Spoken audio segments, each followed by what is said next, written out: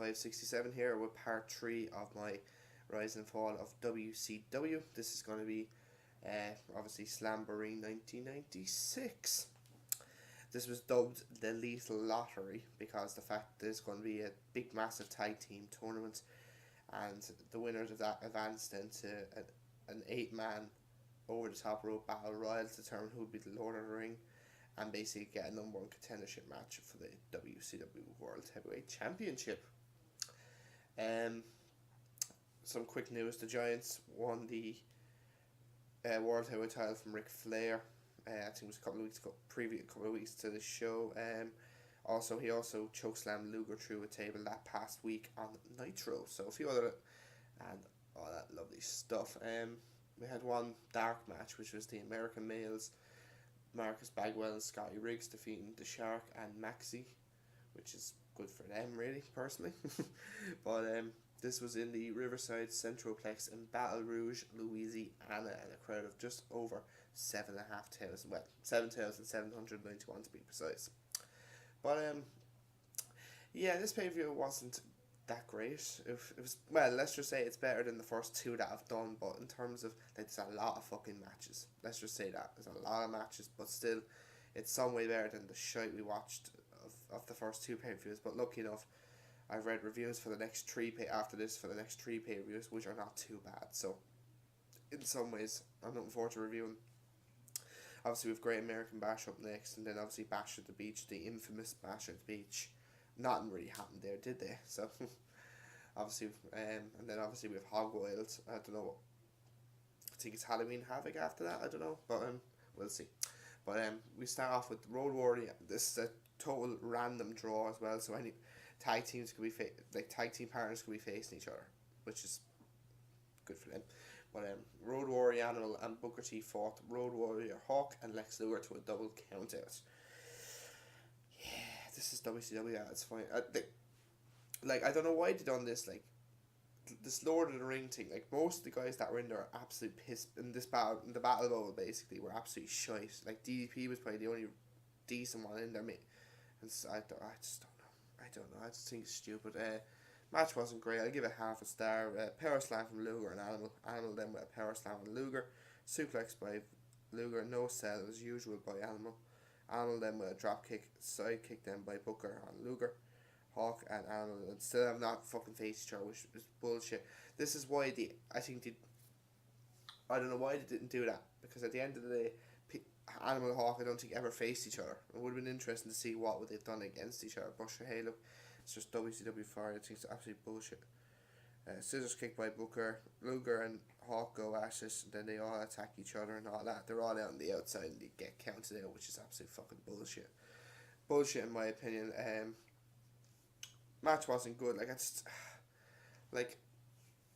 Why do a double count out? Why don't you just have fucking someone just win and go to the BattleBowl? That means it would have been what? I just don't know. Half a star, because I'm being fucking generous. Absolutely generous. Next time, the Public Enemy defeat Chris Benoit and Kevin Sullivan in an okay match. Yeah, this match also wasn't particularly spectacular, but obviously a good bit better. Star and 1/4, but that's most I'm really going to go for it. Benoit with a slap to Rocco Rock. Nice head scissors by Rocco, and then a Hurricane Rana. Benoit then with a power bomb on Rocco, because he was going for a fucking third Hurricane Rana, but Benoit said, fuck this. Bang. It was actually a nice power bomb, I must say. Or Taskmaster, I should say, not Kevin Sullivan, but who cares. Sullivan rams Rocco into the ring. Sullivan then gets off the there's a table set up by the ring, and Sullivan was on it, but he gets off it. Rocco then suplex Benoit onto the floor. Benoit and Sullivan are basically,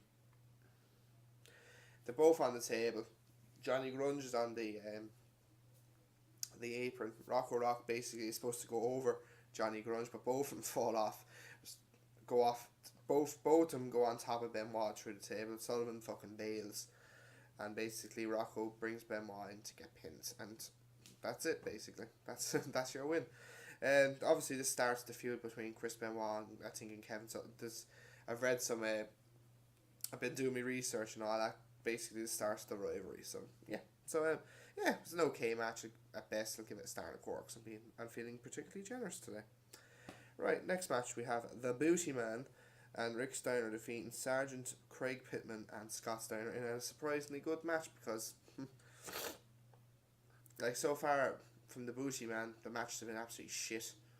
And, yeah, like, Craig Pitman, I haven't seen yet. So, but yeah, it was a pretty decent match. I quite enjoyed it. I give this match 3 stars. Like, it was good, really good.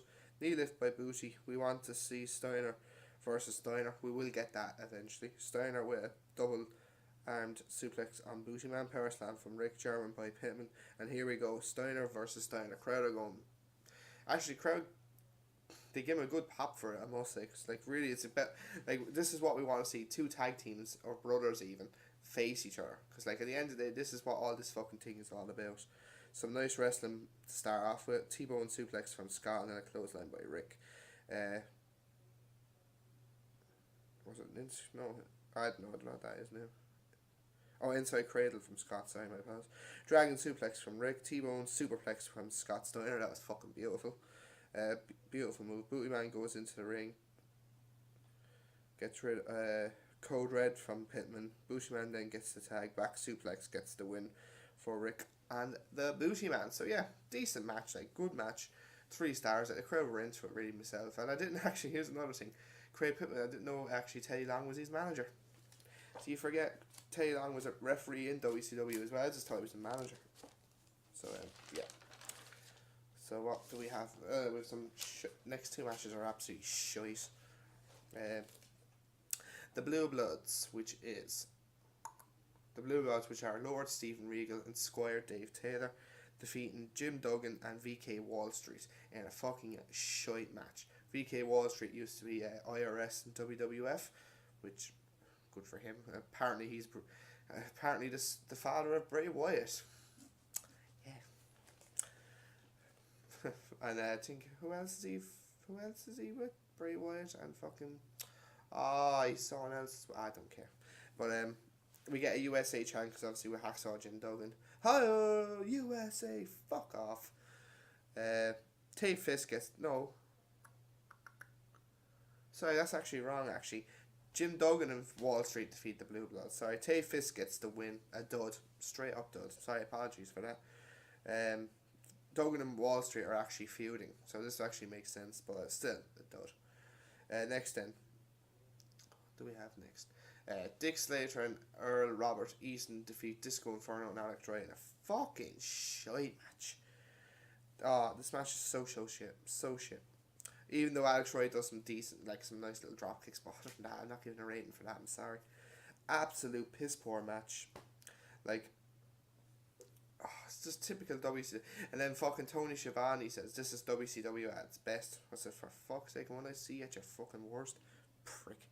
Slater hits, I think it was a fucking disco, not disco, yeah, it was a disco right with a boot, and that gets the win. What the fuck, like, shit ending, in my opinion, that gets a dud. Oh my god, I'll tell you one thing, WCW at its fucking finest. I thought this pay-per-view was from there on I thought this show was going to get worse, but lucky enough, it doesn't get too bad. We get a couple of decent matches in between, but yeah. Next match, DDP and the Barbarian defeat Meng and Hugh Morrus in a decent match, actually, I must say. I'm going to give this 2 3/4 star.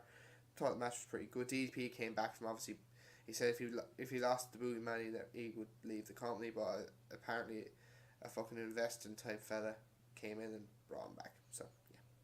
DDP with a clothesline, that gets 2 on Morrus. The Faces of Fear face each other. I think it's the Faces of Fear. The Barbarian and Meng, they're actually a tag team. Barbarian drops DDP onto Meng, headbutt by Meng, and then an elbow from the top from Morrus, which was nice.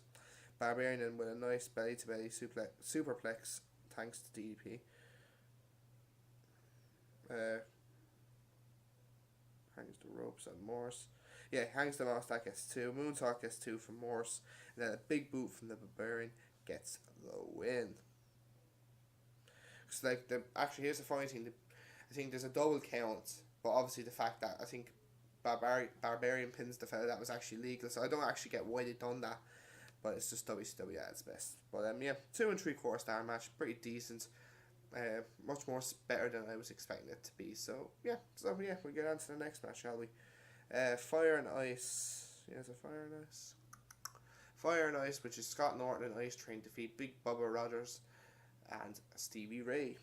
Big Bubba Rogers, Big Boss Man. Core Starks are being fucking generous here. This match was not really fucking good at all. Like, this match was shit. This match went what? Like, basically, the longest match we've had was the Booty Man match. That was 8 minutes. In between that, we've had a couple of 4 minutes. The opening match was 6 minutes. We've had 4 minutes, 3 minutes, 2 minutes. This one, the previous match went 5 minutes. But, like, it's just... Why have these matches? Like, that's just too fucking... Like, the longest match on this fucking card was the main event, I think. 10 minutes. Like, fuck off, like. But clothesline by Ray, slashed in the corner by Bubba. Bubba Slam gets 2. And a lot of clotheslines in this match, believe me, you and me. A double shoulder block gets the win. I was going to give this a dub, but I said fuck it, like, it wasn't that bad. So, well, still shite, but I'll give it a 4 star because I'm feeling extremely generous.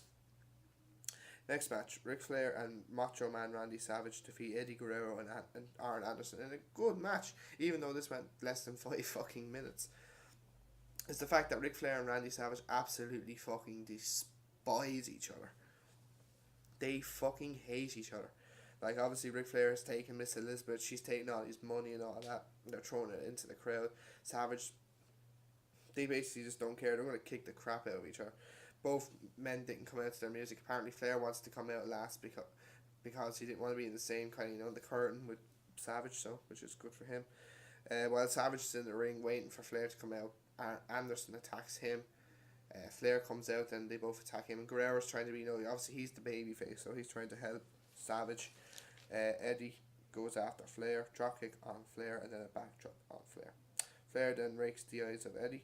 Flair then elbows Savage, so that basically means he got the tag, which is weird.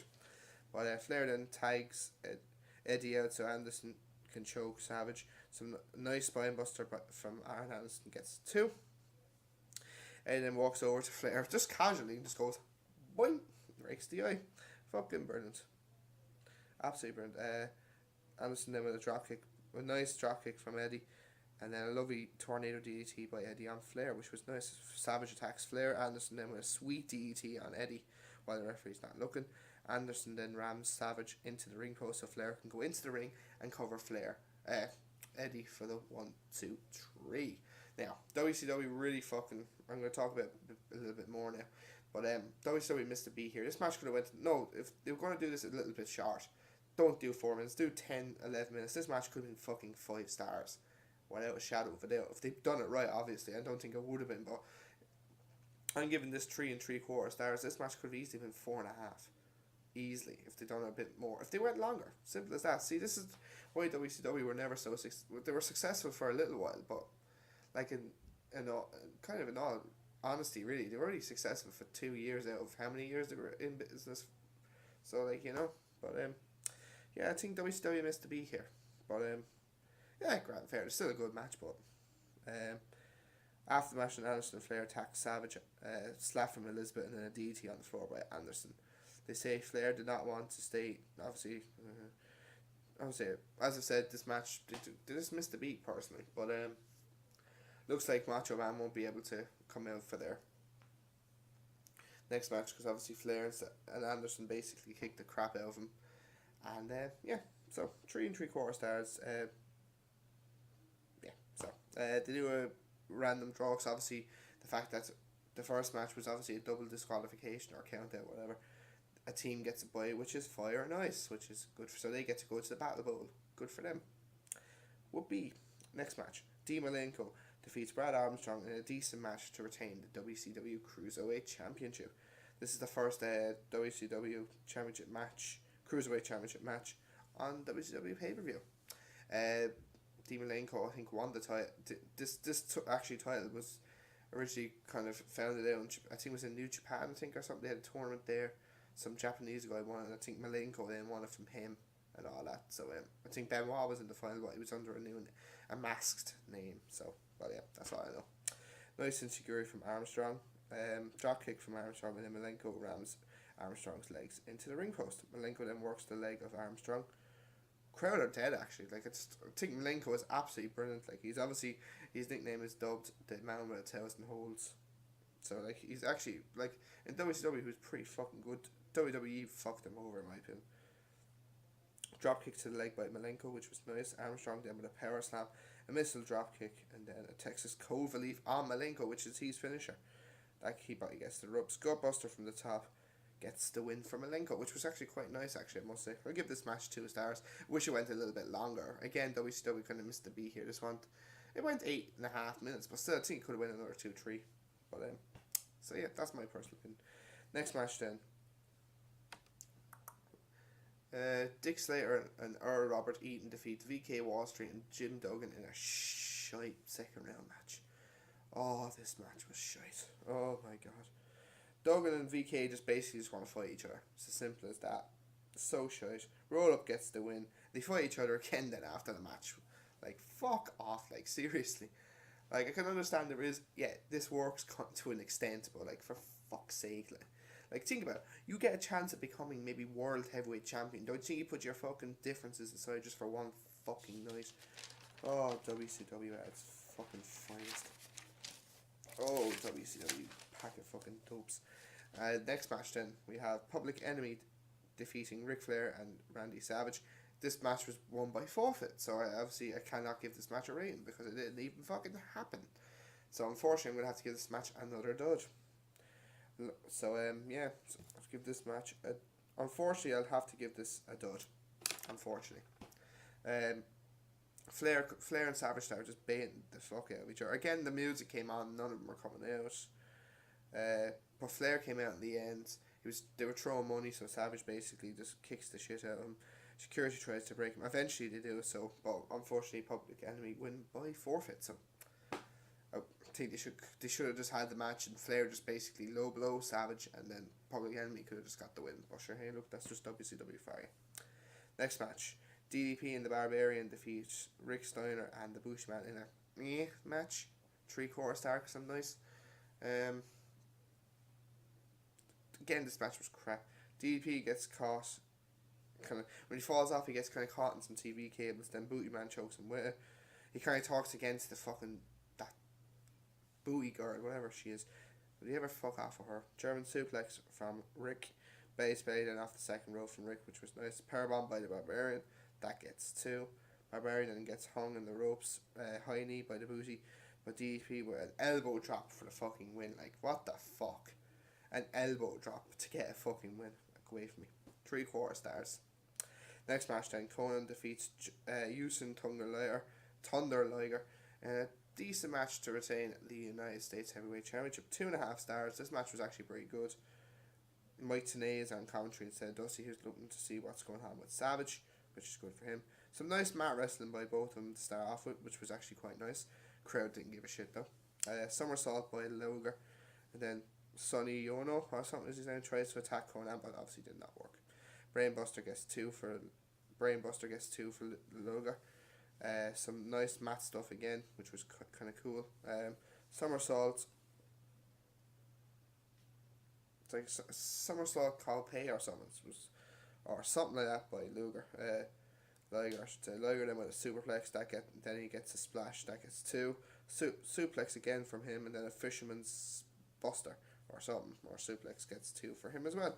Alabama slam gets 2 for Konnan. An STF.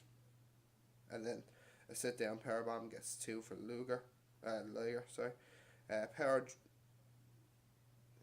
Something drop gets the win for Konnan. I forget the name of the move, but decent match. Decent match. I enjoyed it. 2.5 star match in my opinion. So So now we're on to the Battle Bowl. I'm going to give this match 2 1/4 stars. DDP is now Lord of the Ring, but he doesn't even get a title shot.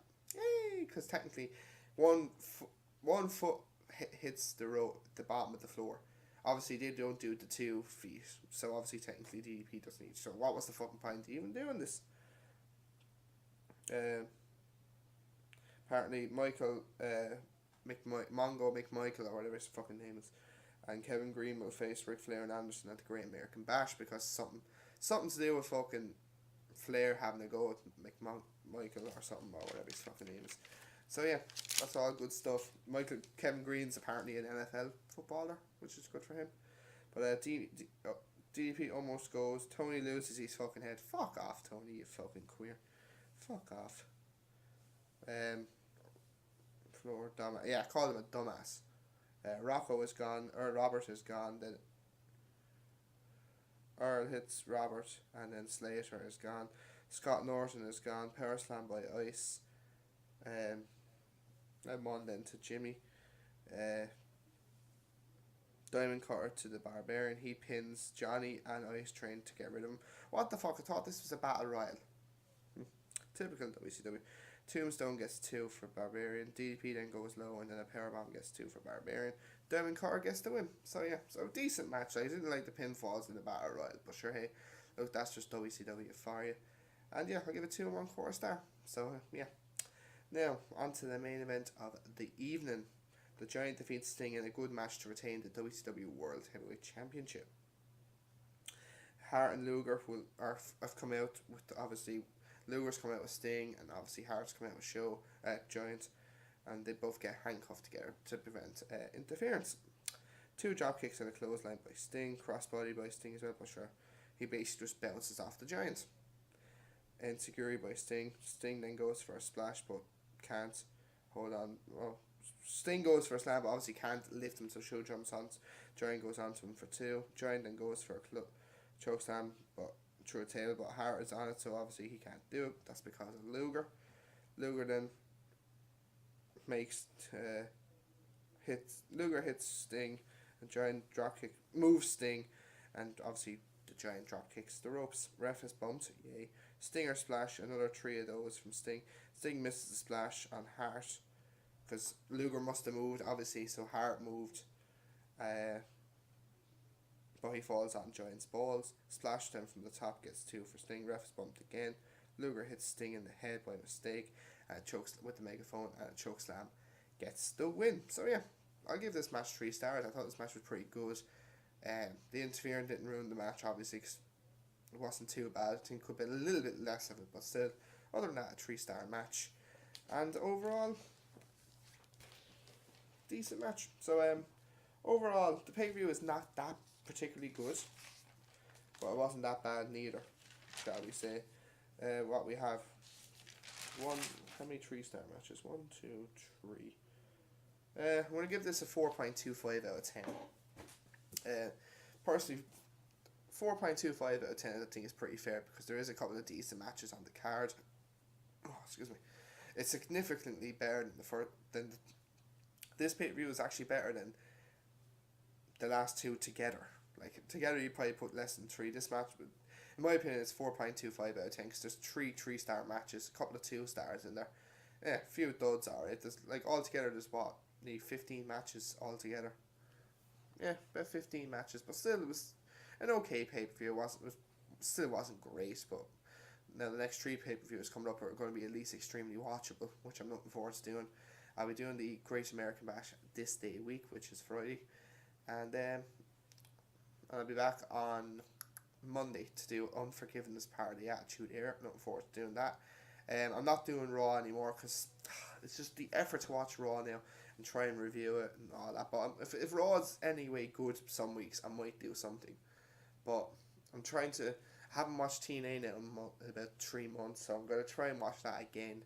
And if it's any good, I might review the pay-per-views, maybe. I might watch Impacts, and obviously then I can tell you what happened on such and such a show and all that. But I probably will watch Impact this week, just to kind of get back, because like obviously her TNA is starting to get a little bit better again. But we'll just have to wait and see. But guys, enjoy your weekend. This was the Viber 4567. As I've said before, this show is now 4.25 out of 10. I'll talk to you guys on Monday for Unforgiven. So enjoy the weekend, guys, and be safe.